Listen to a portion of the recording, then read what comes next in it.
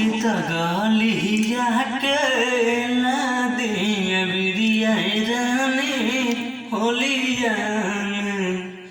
छुके गलिया के ना दिया बिरिया रानी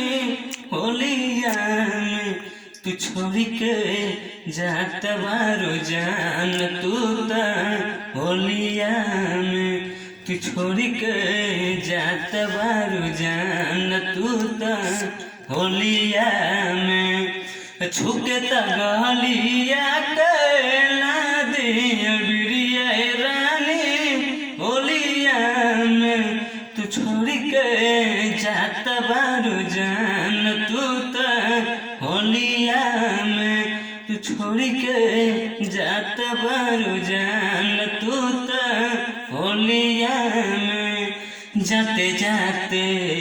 घूंघटा में मुस्कुरा दे तू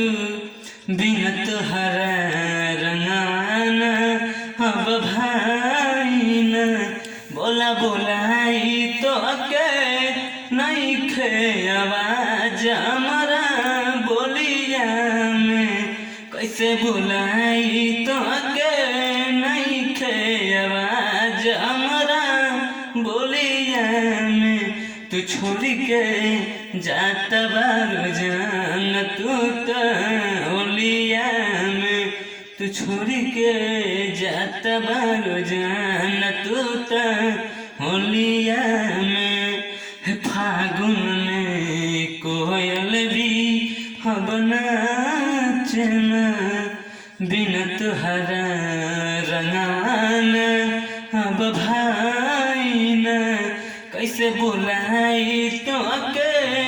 नहीं खे आवाज हमारा बोलिया में